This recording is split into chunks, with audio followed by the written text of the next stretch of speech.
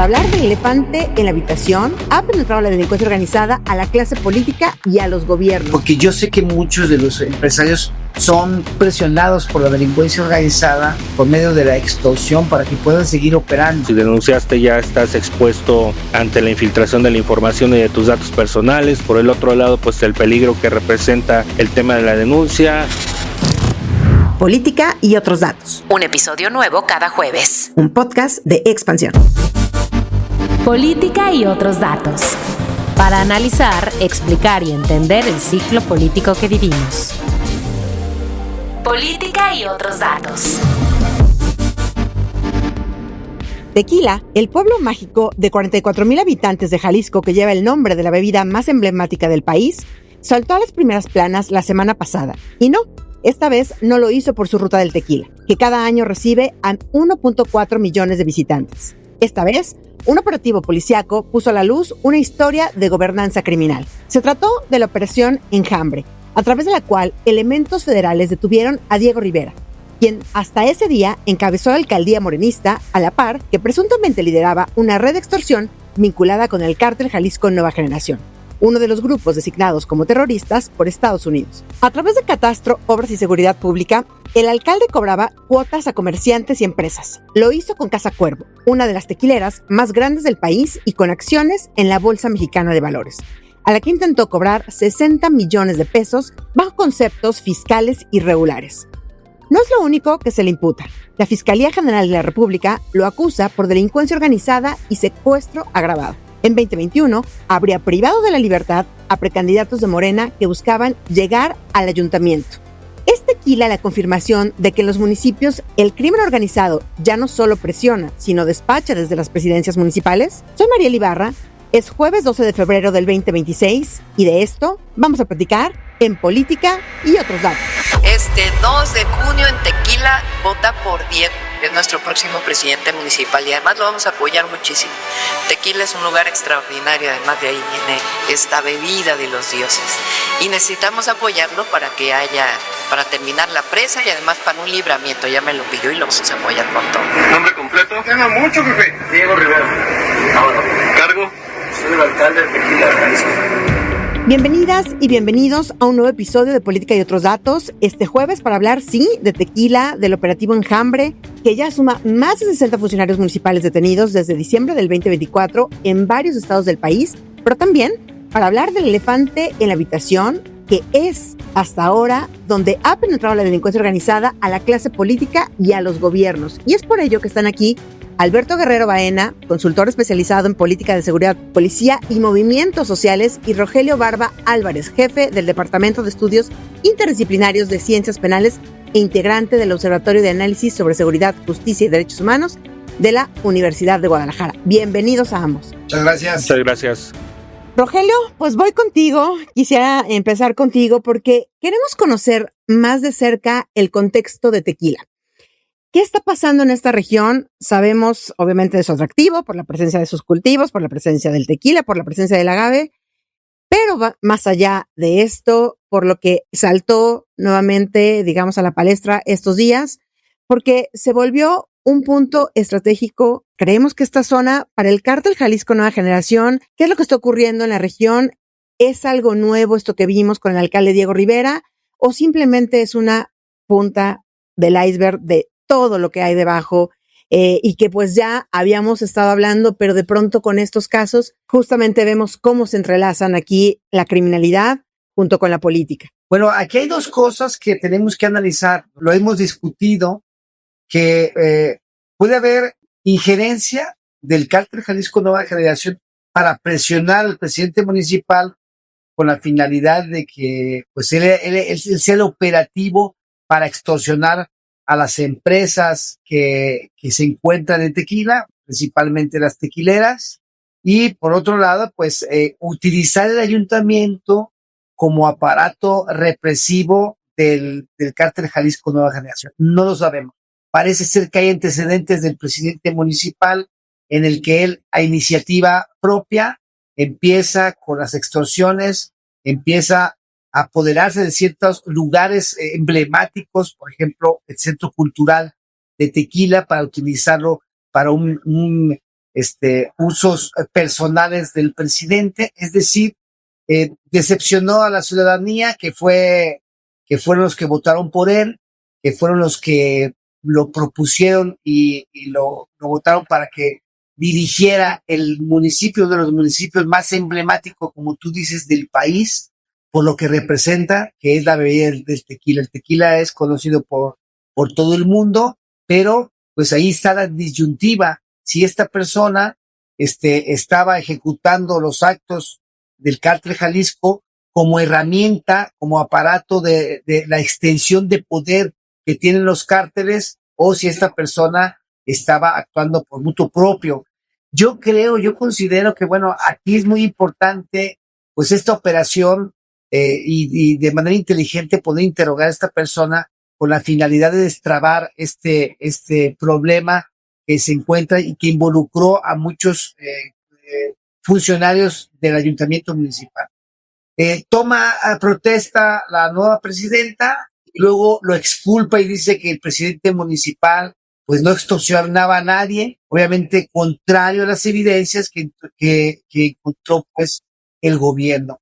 Entonces yo creo que se debe de hacer un análisis profundo sobre la participación de la presidenta, porque parece ser que hay unos videos que están circulando en los que ella tarareaba los corridos del cártel de las 4 letras o del cártel del Señor de los Gallos. Entonces, yo creo que está entredicho hoy mismo la función de la presidenta municipal y luego cómo contrarrestar lo que hizo el presidente municipal anterior. Entonces, es muy importante que las autoridades puedan dilucidar este problema, este enjambre problemático que se presentó, y luego cómo recuperar la confianza de los ciudadanos, de los empresarios, porque bueno, cuando vemos las extorsiones, lo que hacen los empresarios es salir corriendo e invertir en otras partes. Y bueno, Jalisco tiene muchos municipios donde se puede invertir, por ejemplo, Arandas o los Altos de Jalisco para el tema de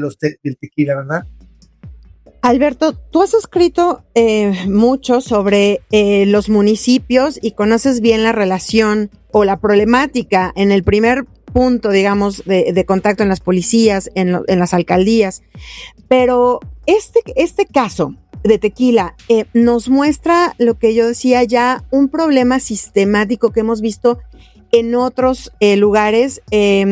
Estamos hablando del operativo Enjambre, es un operativo que comenzó en el Estado de México, que también hubo alcaldes detenidos allá, luego se llevó a Chiapas y a otros estados, pero a ver, también sería injusto decir que solamente con este caso comenzamos a ver esta relación entre la criminalidad y el poder gubernamental. Son años con esta problemática y más bien siento como que nos vuelve a remover que hay un problema, como decía yo, un elefante en la habitación que no hemos podido extirpar, que al contrario, ¿no? Al parecer nos estuviera rebasando. ¿Cómo lo estás leyendo tú? Yo creo que no solamente no hemos podido, sino también no hemos querido desde la propia autoridad. ¿Por qué? Porque al final hay una situación muy importante. Esto no comienza inclusive ni siquiera desde la propia elección.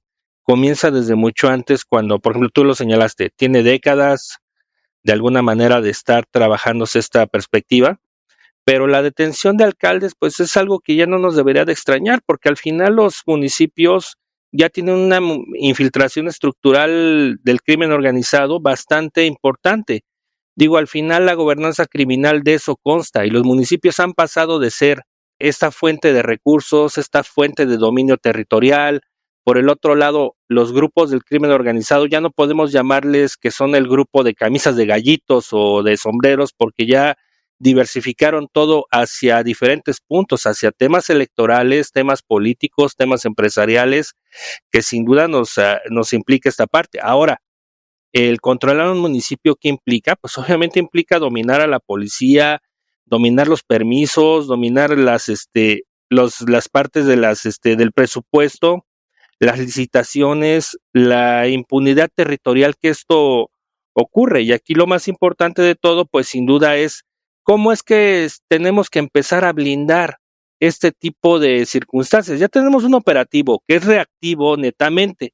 Aquí lo más importante es sí tenemos una democracia muy cara que se está abaratando ahora con toda esta situación de recortes y ahora que viene una reforma electoral, tendría que estar empezando a prospectarse. En ese sentido, ¿cómo blindamos las candidaturas de los puestos de elección popular que son los más sensibles, que en este caso son los de presidentes municipales, síndicos, regidores, y a su vez, en este sentido, también creo que tendremos que empezar a ver la otra parte de las campañas políticas, que no necesariamente es el financiamiento ilegal, y los compromisos, sino también en ese sentido todo el entramado que ayudan que un alcalde llegue, equipos de campaña, cuartos de guerra, dinero que llega de manera ilícita o a lo mejor no es ilícito, pero llega sin declararse ante los soples. Yo creo que en ese sentido hay mucho trabajo que hacer. Desgraciadamente, lo que no es visible no se está poniendo en la mesa y creo que eso es algo que tendremos que estar empezando a prevenir, tomando en cuenta lo que ha venido sucediendo. El operativo Enjambre ocurrió ahora en Jalisco, ocurrió en el sur del Estado de México, por ejemplo en Michoacán. En Michoacán no lo han querido meter, quién sabe por qué, y es la punta del iceberg que yo tengo ahí, tú lo sabes, María, el pendiente, por qué en Michoacán no se ha puesto en marcha este operativo, y esto sin duda pues al final nos deja entrever que hay una alianza entre partidos políticos, entre empresas criminales, para impulsar determinados personajes que les faciliten el dominio del territorio, el dominio económico, de seguridad y político, para poder seguir financiando todas estas empresas criminales. Hablamos bueno, hablabas tú hace un momento de ahora que justamente está sobre la mesa o pretende estar sobre la mesa una reforma electoral en donde, bueno, pues vamos a empezar a revisar la forma en que las personas llegan al poder, se hacen del poder. Quiero traer acá nuevamente esto de lo que están acusando a Rivera, que es el secuestro de precandidatos a sus propios compañeros de partido en el 2021 para quitarlos del camino para poder llegar a la alcaldía. Y con esto quisiera preguntarte, Rogelio, ¿qué está pasando en esta zona? Ayúdanos a entender un poquito, hablabas hace un momento de los Altos de Jalisco y esto, pero esta zona, digamos, metropolitana, y no sé si podríamos considerar a Tequila como zona metropolitana, está muy cerca de la capital, de Guadalajara, y tenemos esta zona donde pues también hace un año estábamos con los ojos puestos en el rancho Izaguirre, que también pues donde se localizaron pues restos humanos, un lugar de reclutamiento.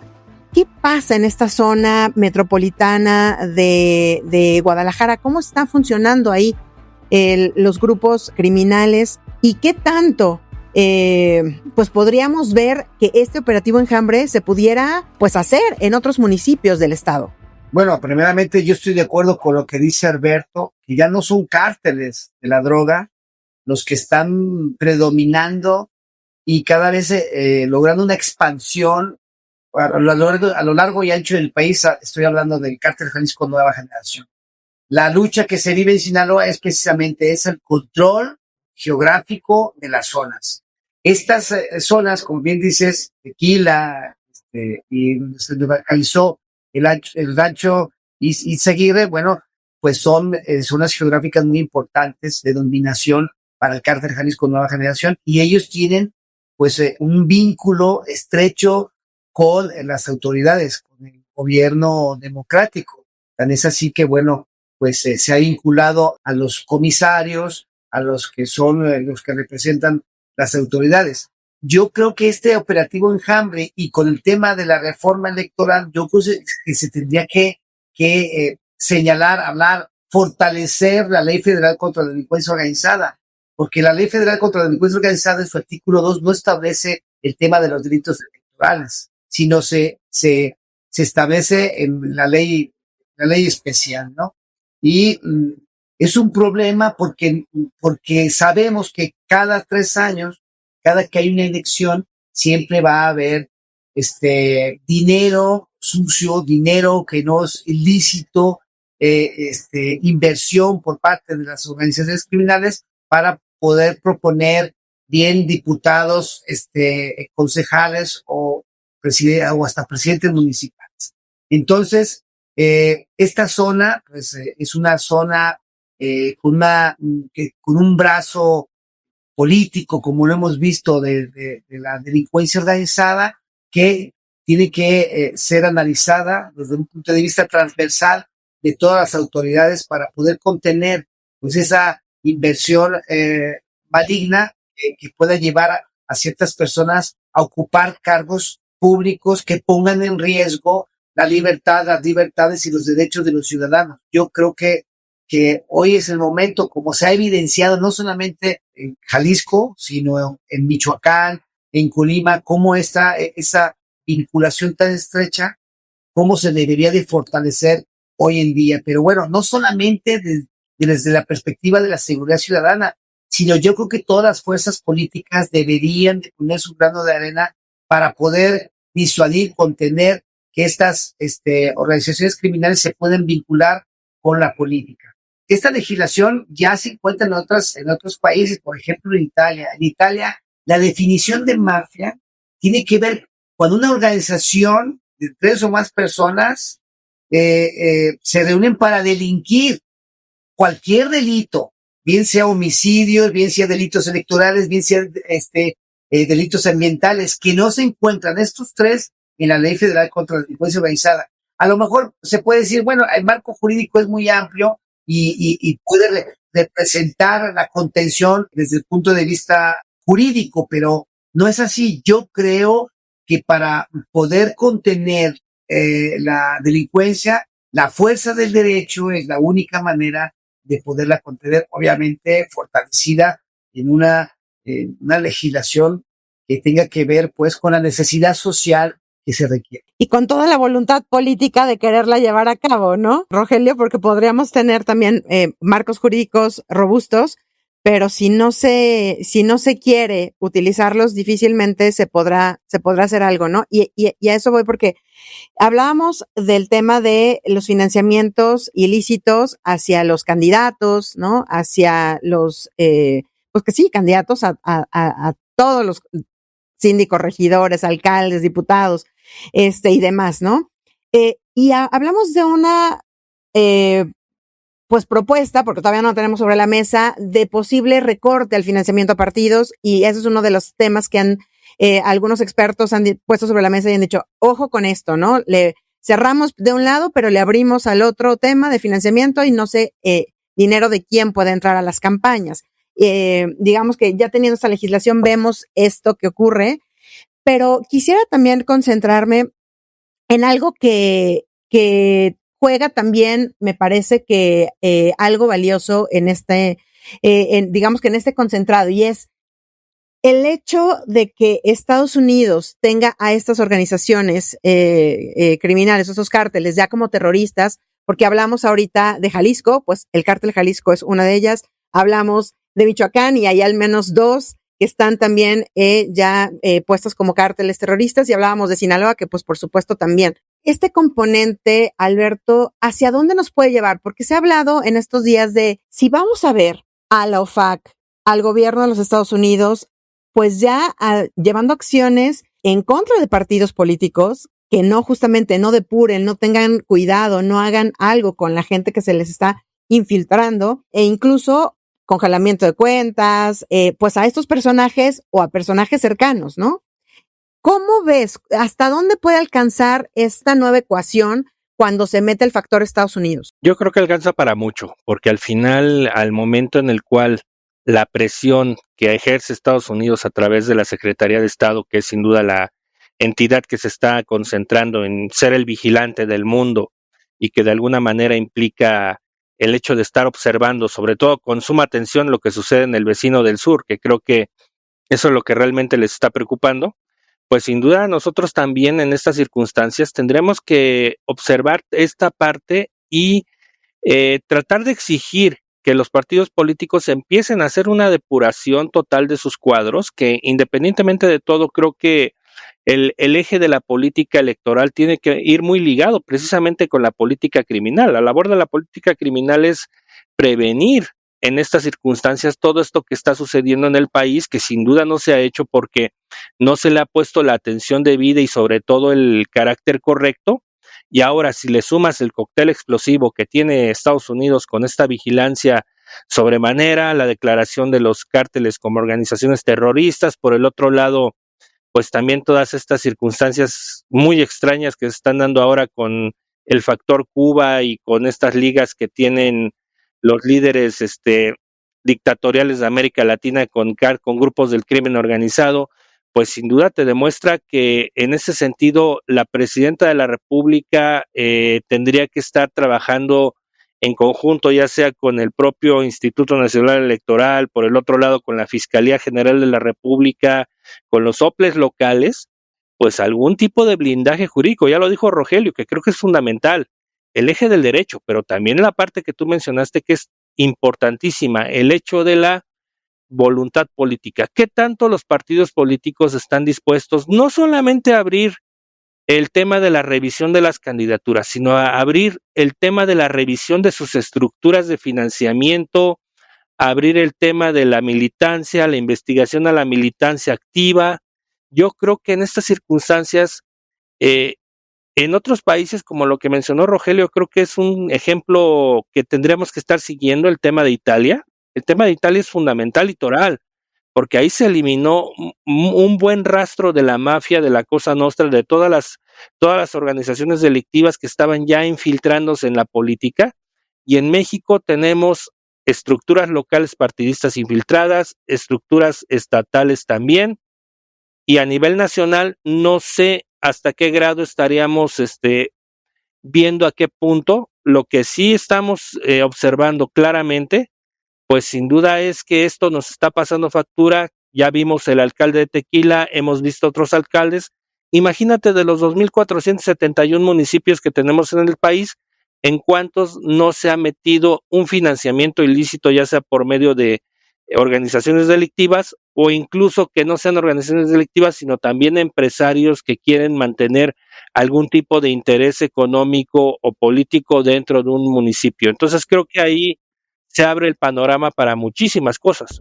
Bueno, imagínense la impunidad, Rogelio, cuando vemos, ya decías tú, a esta persona pues adueñándose de parte de la edificación patrimonial, pero también tratando de pues extorsionar o presuntamente extorsionar a una de las empresas más grandes de este país, Emblema, ¿no? Es digamos que el sentido de impunidad debe ser bastante como para poder atrever a hacer eso y pensar que no va a pasar nada. Y ahí yo quiero preguntarte, ¿cómo estás sintiendo, cómo cae a nivel local esta noticia? ¿Se mueve algo de estructura? ¿Hay preocupación? ¿Cómo lo sientes a nivel local? Bueno, hay una preocupación por parte de los empresarios tequileros, pero también de la ciudadanía, de la población, porque es un atractivo turístico este municipio, y yo creo que aquí lo que se tiene que hacer, Rogelio, y sede del Mundial, además, o sea, a meses del Mundial, y Tequila se está promoviendo como parte de los atractivos, ¿no? De la fiesta mundialista. Sí, estamos a unas semanas, se puede decir, cómo sanear este municipio, cómo limpiar la confianza de los que van a representar ahora el municipio frente a la ciudadanía, frente a los empresarios, frente a los inversionistas y sobre todo pues, frente a los extranjeros, a los que nos van a visitar. Yo creo que se tiene que poner la lupa allí y recibir ayuda y invertir por parte del gobierno de estado, pues una policía más decorosa, ¿no? Una policía turística. Mira, ahí creo que hay como 150 policías en Tequila.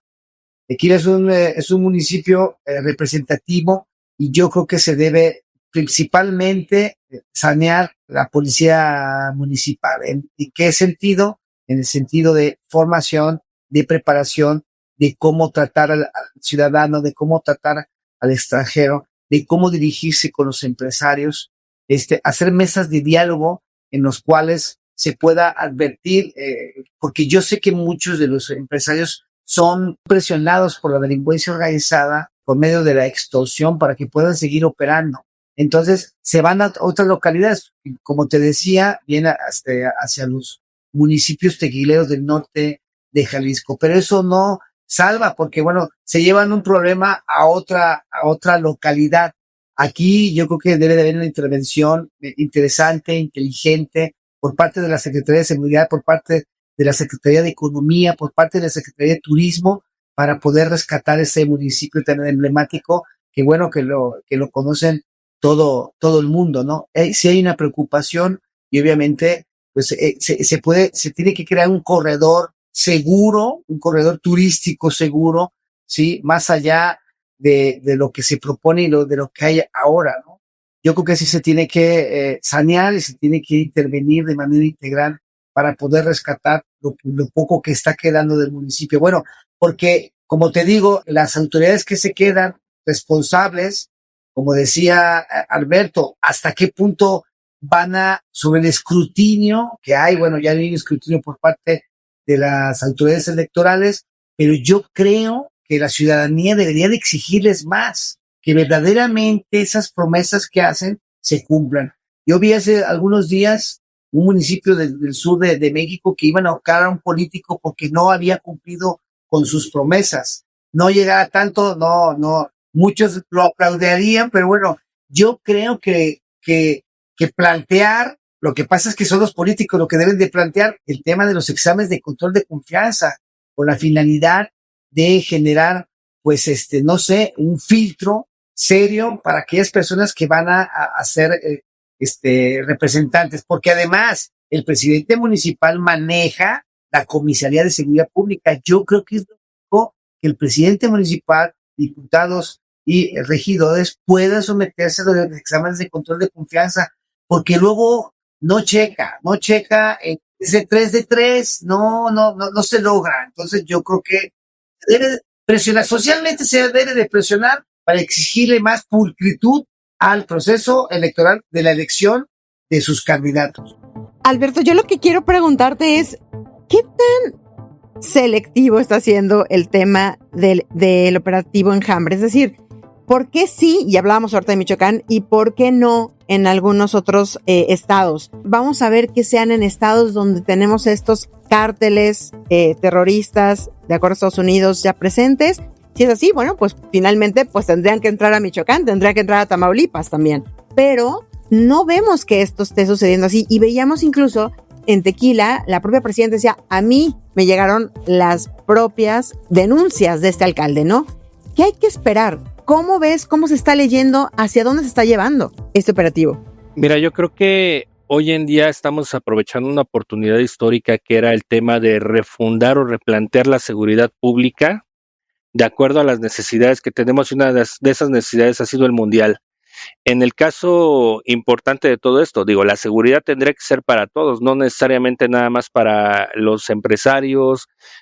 Aquí el tema es que únicamente se están haciendo operativos en lugares que son netamente visibles, donde hay un capital o en todo caso donde hay una denuncia, donde hay algún tipo de visibilidad por parte del territorio. ¿Por qué? Porque este tiene inversiones, porque este quizás a lo mejor representa un territorio simbólico. Pero ¿dónde queda la parte más importante? ¿Qué es lo que le duele a la gente? El tema de la extorsión institucionalizada. Por ejemplo, ahorita se están viendo casos de extorsión institucionalizada en muchos municipios, donde a lo mejor te están incrementando el 100% del predial, donde no te explicas claramente qué es lo que sucede con la administración pública, donde no sabes perfectamente si la organización de la Comisaría de Seguridad Pública está en orden y está aplicando reglamentos, o si es que los tiene o no, porque también hay un tema muy importante. Entonces aquí yo veo en este sentido que no tenemos ejes de política criminal, no somos un país que esté haciendo prevención en todas estas circunstancias, y en esto tendríamos que estar participando, independientemente de lo que diga el secretariado, donde junta a diferentes actores visibles e invita a participar y todo, pero pues que en realidad únicamente te invitan al puro teatro sin tomar en cuenta estas aportaciones que se puedan dar. Digo, ya lo vimos con el tema de la Guardia Nacional hace prácticamente 6 años, ya vimos que no hay una refundación de un sistema nacional de seguridad pública que sea eficaz y eficiente con controles de confianza. Ya lo decía Rogelio, que con un tema muy importante, el tema de los exámenes de control de confianza.